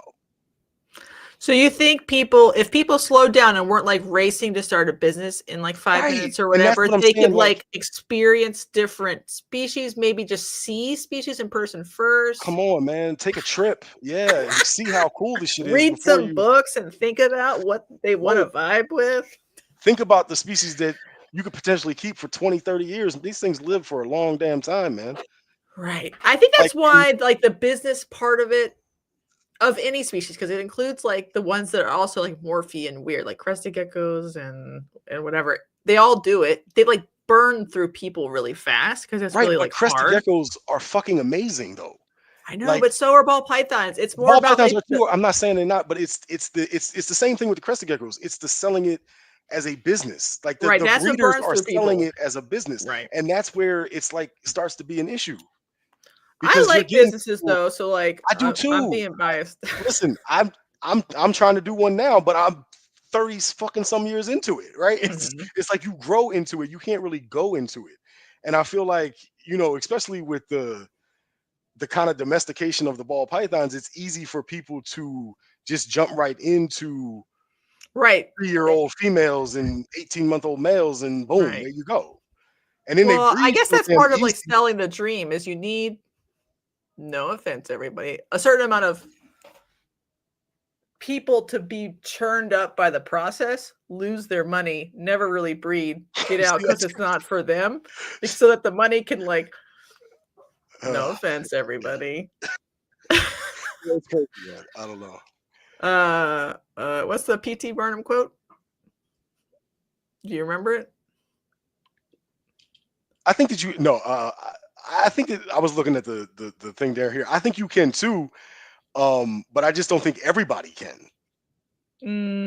I like calling it a market because I think for every species, because we fail to think of them as like their price as like not necessarily determined by you. A lot of people are like, my Right. snake is quality, therefore it is this price. I'm like, fuck no, you can put a price on it, but it doesn't mean anybody's gonna buy it. You have to convince people it's that price, and the market sets the price, not you. Turns out, because I could put $1,000 on a corn snake, who's gonna fucking buy it? Nobody. It is very high quality, but it doesn't matter. All right, we Right. skipped some stuff. Uh, Jake has really grown to appreciate line breeding locality-based projects out there in Morelia species. Yeah. That's super cool. Mm-hmm. We love that. I'm doing it right here. I got the Darwins going. I just got those the wild type ones from Nick. I guess he got them from Casey Lazick. Mm-hmm. Because I was, trying to outcross them a little bit. Quirky. Have we talked about how boom slings will make you bleed out of every orifices? Not yet, but we could get to it. So the BP hobby is, Lisa says, like koi. I just think sometimes you want someone to like that, but like the other parts of the whole hobby too. And sometimes I think BP people get stuck in BP for 10 years and they're like, I don't know what that is. You know, like if something really common and you're like, why don't you know what that is? And like, well, I never worried about it. And I'm like, well, you might have liked it. You never looked at And it. then can't you don't you think that you can get burnt out on one species too? Oh, hell Much yeah, quicker than, brother. I would fall asleep right away. you know what I mean? Like I said, I like ball pythons, but if I had all ball pythons, I get bored pretty quick. Or even all corn snakes, or even all green tree pythons. I'd kind of get bored Yeah. pretty quick. That's what makes it a fun hobby is there's sort of Right. like these, you're painting different palettes and you're enjoying them for different ways based on their husbandry or behavior or care style, and you're just sort of slowly enjoying yourself. You know, parrot people 100% have the same feelings about longevity. There's a lot of people who are like very anti-breeding of parrots because they're just in rescues after 30 Right. years. But I think it's more than just the longevity with them, right? It's the noise factor. It's the suitable keeper. It's kind of like that. I mean, it's not as extreme as the mainland retic, but it's kind of edging toward that because of the needs that animal has and the intelligence that animal has, right? The only thing Lisa agrees with is that we need to be smarter with pet peers. You don't agree with anything else? We've talked about it a lot. I still think most Facebook groups should be deleted. It's a fucking cesspool. Hate it. All right, I got one. Ridiculous. Less reptile shows. Not none, but just less overall. Yes, because they're not reptile shows. How about this? How about changing the reptile shows to the ones like they're in Thailand, where we're actually showing specimens that fit like a confirmation. Like I feel like that would be the next step, and nobody is even thinking about that over here. Whereas over there, they have that appreciation, and that's what they want. They have the gold standard crested gecko club. Okay, That's just have launched last year at that's Flora cool. Fauna. So what is that like about structure and Right. So he'll fly to a show, and then you can submit a gecko within like different classes, like Harley, Dalmatian, and then they grade it based on the standard. Yeah. And then you get a little prize. That's and cool. They're gonna do more species. That's really cool. They're trying. Like what's the confirmation of a crested gecko? Right. So we're trying, brother. That's cool. Yeah. I guess the problem is always like who sets the standard and why is that ideal? Right. It's a little front. And then what else you got? You got another one? What were we just talking about again? Reptile shows. Oh, less reptile shows. Oh yeah, definitely less reptile shows. Like they're just like, I don't know, man. I don't want to. Look, I enjoyed.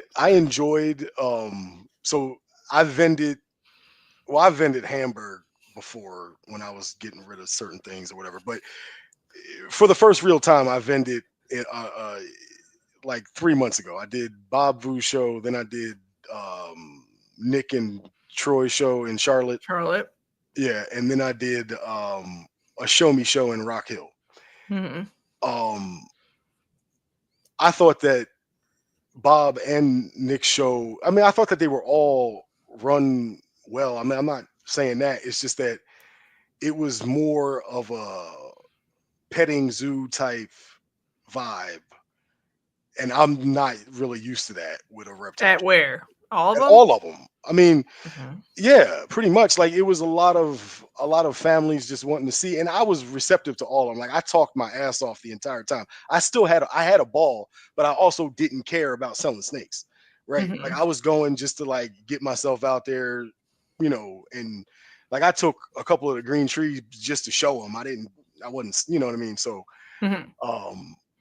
but I had a ball talking to the people. But if I was there, like trying to like sell snakes, yeah, it would have been bad. I would not have been happy. You know what I mean?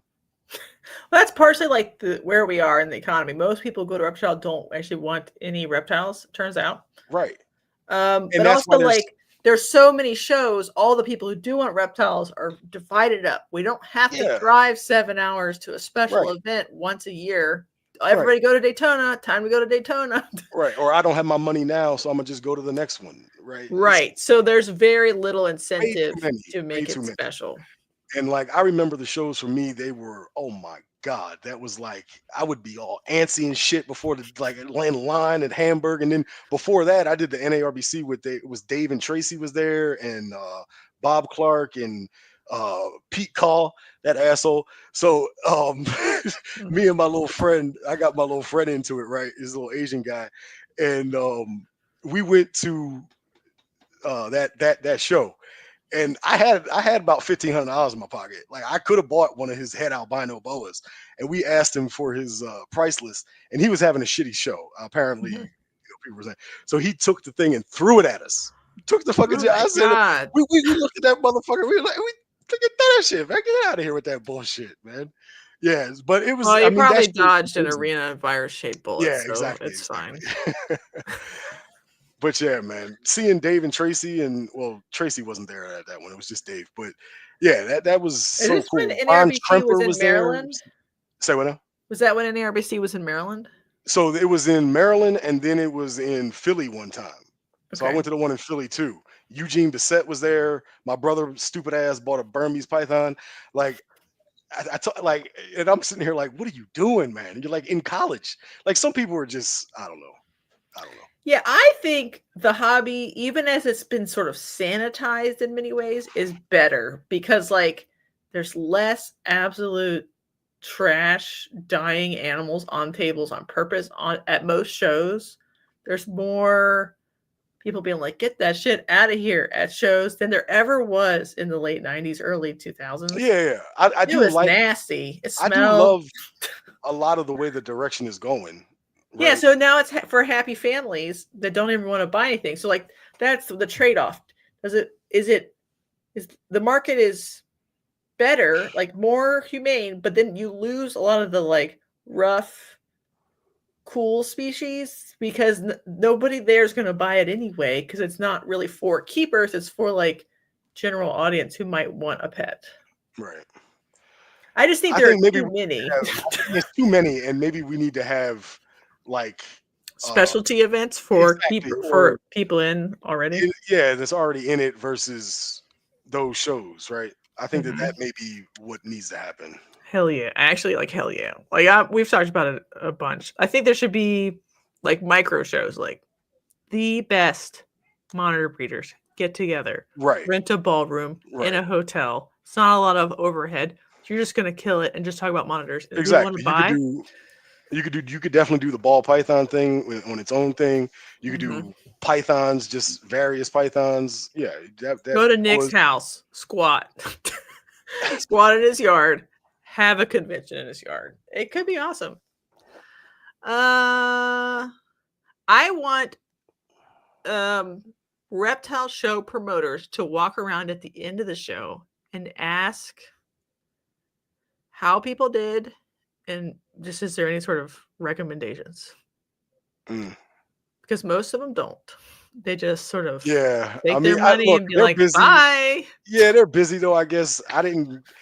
And I look, I'm not even gonna say it's all them because I'm kind of antisocial. Like I was like worried about biosecurity. I'm in and the fuck out of there. So I got my snakes in and got them Right. out. Well, there could be like a survey monkey email sent to you. It's like, Yeah, hey, thank there you you for go. vending with us. I know it's now Tuesday, but you've taken you got home, cleaned up.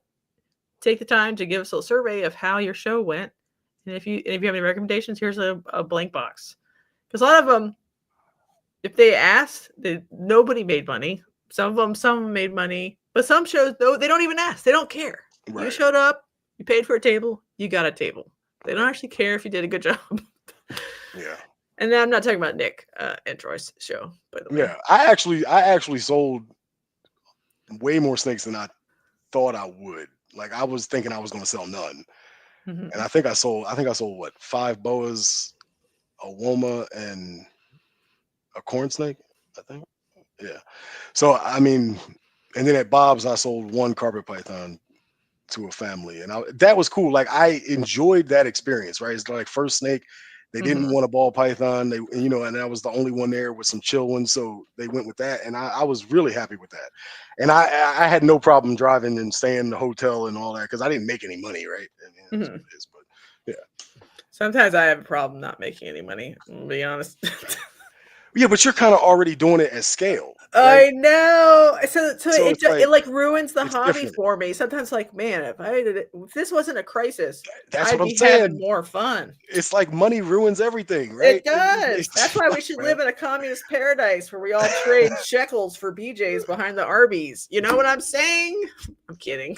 bit, but not really. I'm ready for AI to give us all a livable wage, and we can all just do whatever the hell we want after that. Like, I don't think it'll give us a livable wage. I think it'll take everything. Come on, they could just give us a livable wage. Everybody, a baseline. You mean like a UBI? What's that? UBI? Universal Basic Income. Yeah, exactly. Yeah, AI is not going to do that. You don't think that could help? No, the techno authoritarians will just take all assets. Are we getting political? So let's talk about number 8. 100% less AI slop art at shows. I don't want to see any. Yo, that was funny. I was watching that show. That was funny as hell. Look, you went off on that guy. You would not let him stop. Listen, it was good though. I appreciate it. It was good. It was good. There's a time and a place, and this ain't the time, and this ain't the place. I guess there could be an argument if it actually looked good. There could doesn't even look good. It doesn't look good. So that's like. And we want reptile businesses that aren't selling reptiles to be at the shows and online and enriching our lives, which would include reptile art businesses. So why wouldn't you just pay them and I got $100 for a cool piece of reptile art for your dumb website? I like the art. I love the art. I got a couple of different things, pieces, sculptures. That guy, what's his name? Ben Gershaw. He does all those sculptures. It's cool as shit. What's his? Does he have Instagram? I couldn't tell you. I know he's an old guy. I got one right here. This little sea turtle. Oh, that's cool. Isn't that fun? Doesn't that enrich your life to have a fun little sea turtle sculpture? Yeah. AI ain't making shit. Sorry. I just get hot about it because, like, I don't know. Do you know anybody who is in any creative field right now who used to be like, a studio animator or in creature design or any of that? Yeah. All of those jobs are gone, right?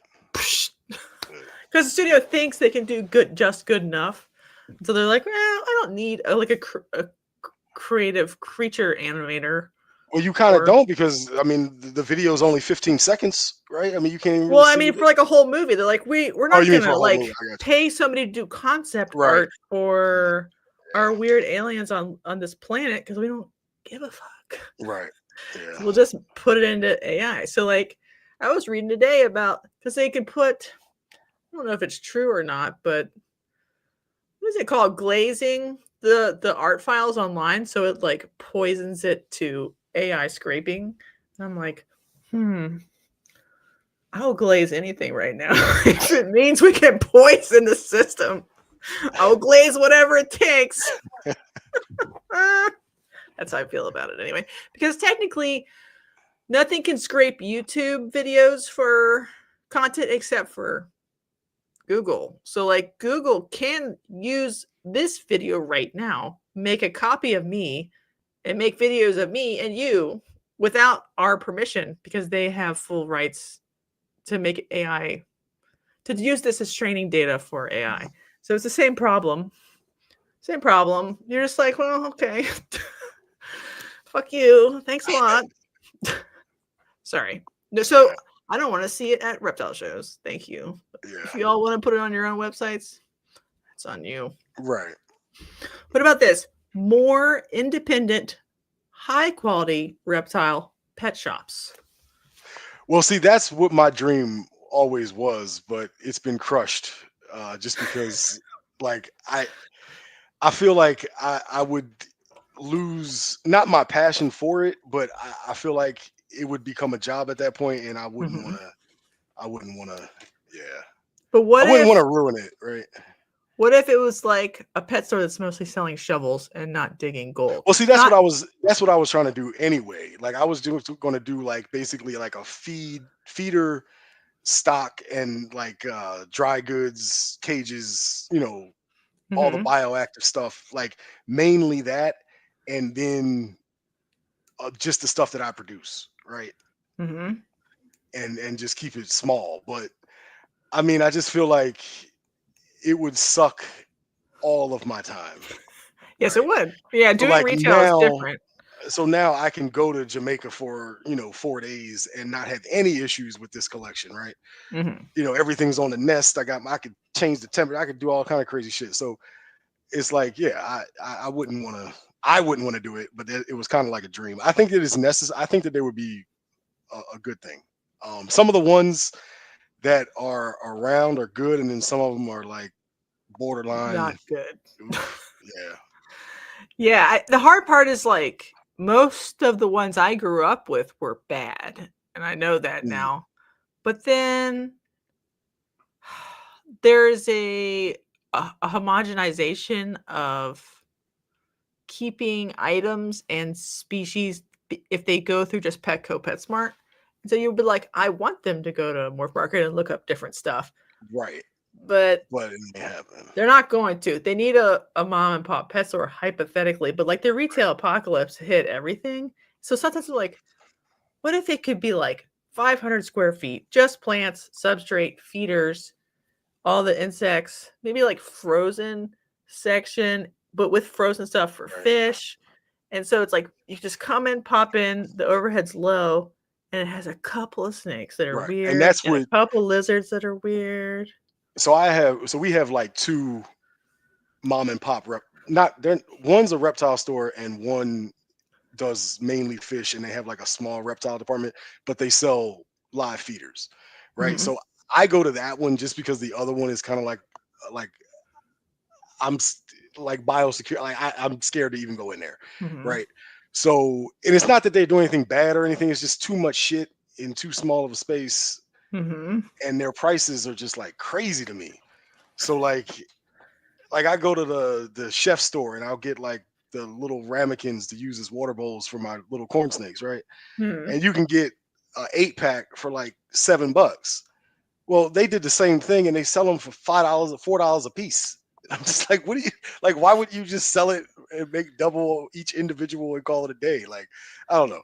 And they Right. sell like corn snakes for like a normal corn snake for like 179.99. It's like, what is that? So the other place is where I get the live feeders that I need for the few things that I need to get them from.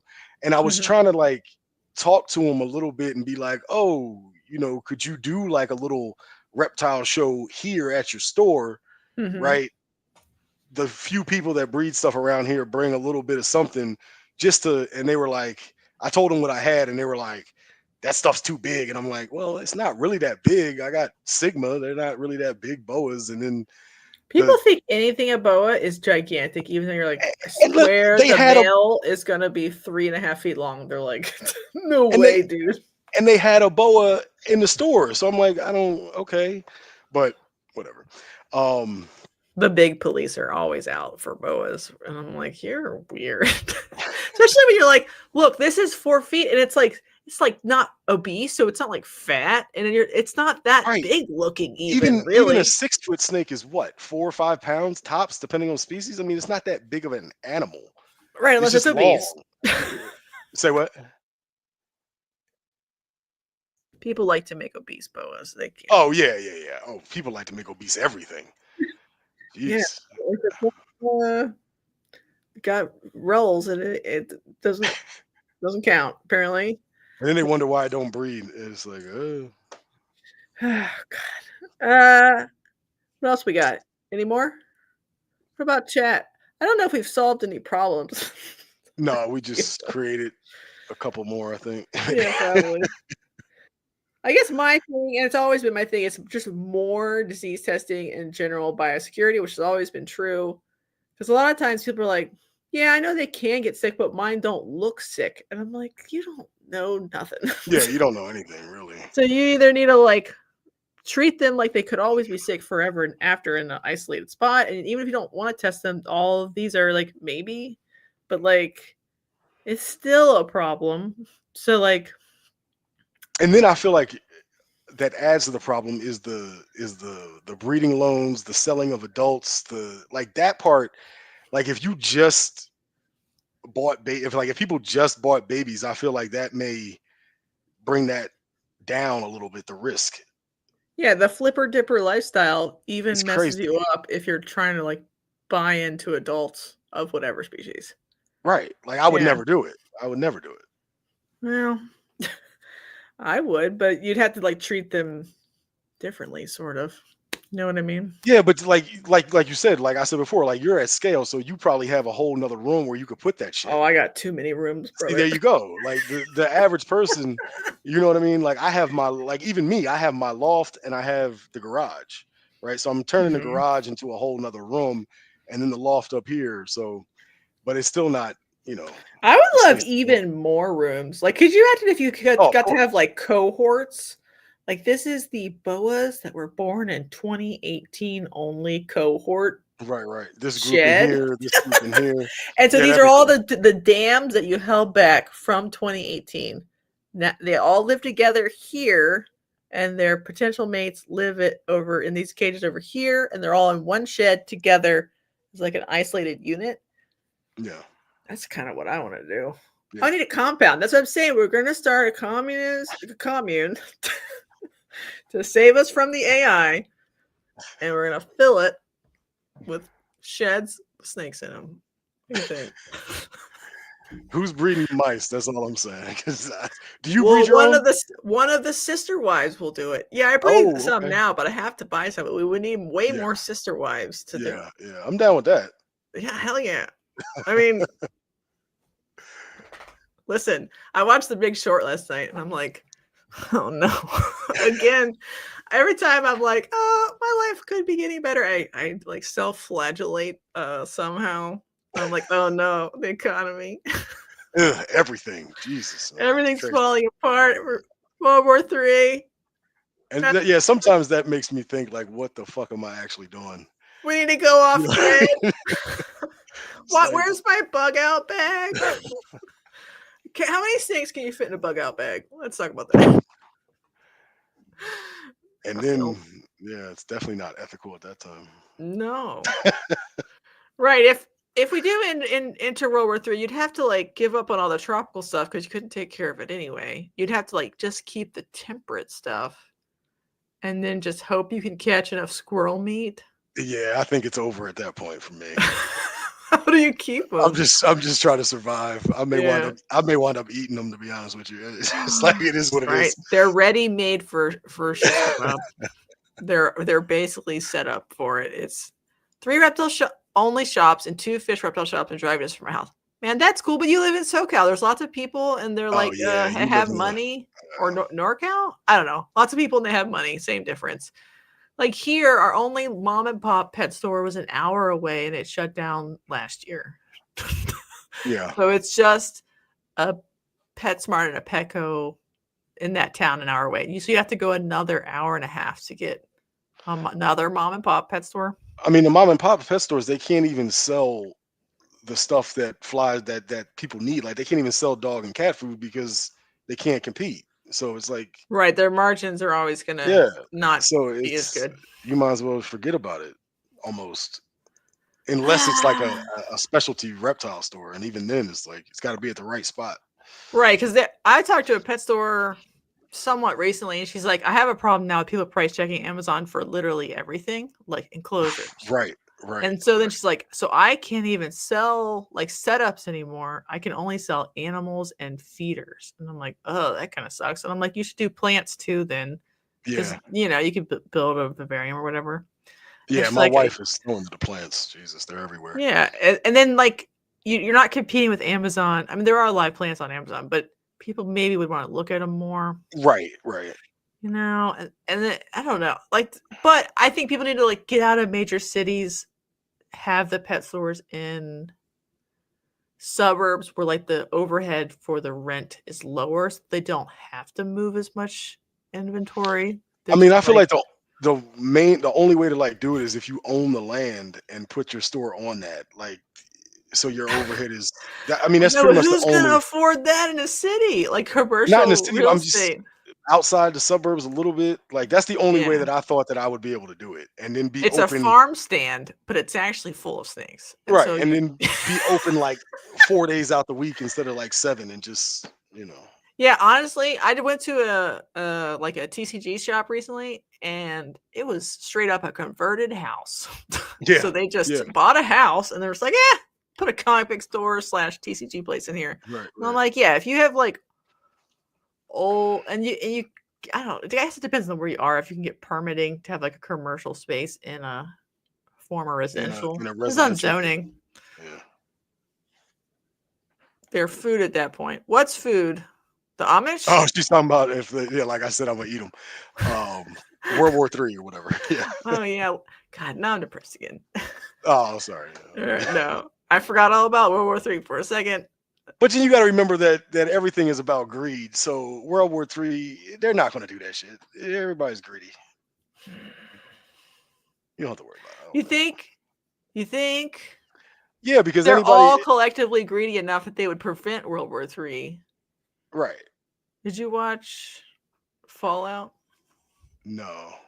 Is that a movie, or is it like as a movie? Well, I mean, it's a video game, but then Oh, they turned yeah, into okay. a TV show. Okay. So you could have known it from any, the Yeah, green made it happen. I'm such a geek. Like I only do this, and I don't know pretty much anything else. So it's like video games, I don't know any of that shit. Like anime, I don't know any of that shit. People talking, I'm like, what is that? I don't know. I like hyperfixating on different things, but I do come back to Reptile. So I'll like fixate on something else for, I don't know, a little bit. And then I'll be like, I'm back.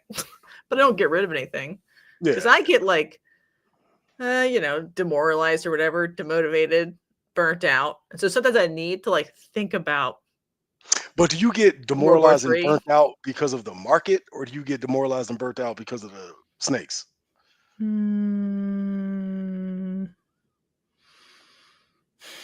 It's hard for me to untangle those things because to me they're related right now. Got you. Like if I had 5 snakes, I wouldn't be worried about the market or the snakes because it'd be easy, right? I think so it's probably both. But sometimes I'm like, why do I have so many living things that require me to take care of them? And why am I an idiot? I'm an idiot. Because this is what if I break my ankle or something? Right. My husband could be taught to do it. Right.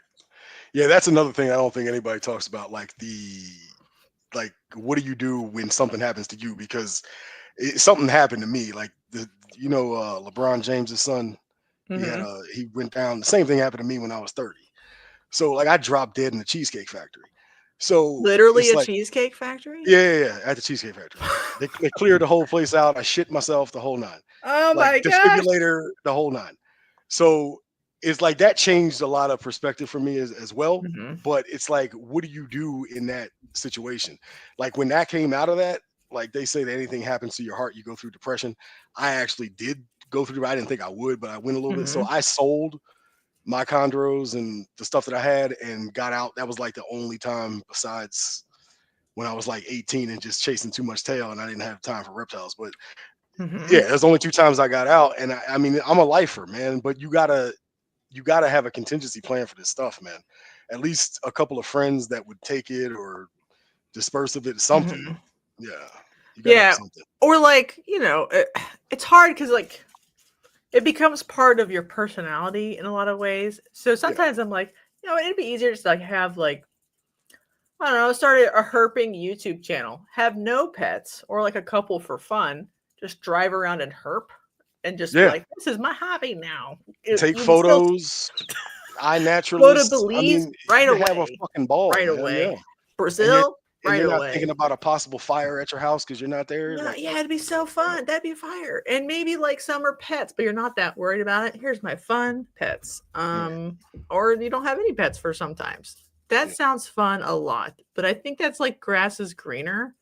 Right. And my personality type is collector, of course. Yeah. I'll never not adventurer. Like I can fantasize about it, but I don't like talking to people. And I don't like going outdoors. And I don't like going outdoors. Poisoning. So you don't like herping? I do. I don't like going where people are. Oh, I got you. See people. Yeah. I like being outdoors by myself. Yeah. And then I'm like, oh yeah, if I have to get in an airplane. Oh, you're not for it? I'm for it, man. I'm not for it. I like being there. I just don't like any people involved in the process. I had a family reunion in Panama when I was like 27 or something like that, and dude, I had a fucking ball. Them people didn't see me at all. I was there for a week, and I was just herping and just doing whatever the hell I wanted to do. Did you see any boas? No, I didn't see any wild snakes. I went to like a couple like snake museums, and I saw captive ones, caught a couple lizards and frogs. Like I saw a lot of frogs and lizards. And just had a blast, man. It was kind of impromptu. I just kind of like hired some guy that was at the natural history thing to take me out, and yeah. No, that sounds awesome. Like even like the shitty like leaves next to your casa. I bet if you just flipped them and just looked at the bugs and shit. Yeah, everything's cool. Yeah. The plants, everything. Yeah, It's all that's new. what It's I'm all saying. different. You don't even have to go into the bushes. So that would be fun. The whole thing is cool. Yeah. The birds are cool. Right. The whole experience. All of it's cool. But like, I don't know. The culture, the food, like I like culture and food. There's something about just like the anxiety of doing anything. And I do reptile shows, but I'm always like, oh my God, I'm already late. I'm 8 hours early actually, but I'm already late. And so it's like all of these mental processes, and you're like thinking about things and you're planning. And it's not actually, a lot of that is like a lot of work. I'd rather stay home. Gotcha. Yeah. I'm a baby. I want to see it, but I don't think I'm going to movie theaters because movie theaters are kind of dead to me, unfortunately. Sorry. There's too many people talking now. It's like constant. People used to be quiet, but not anymore. Are you going to watch it? Is that Lord of the Rings? Is that what that is? Yeah, the anime Lord of the Rings movie.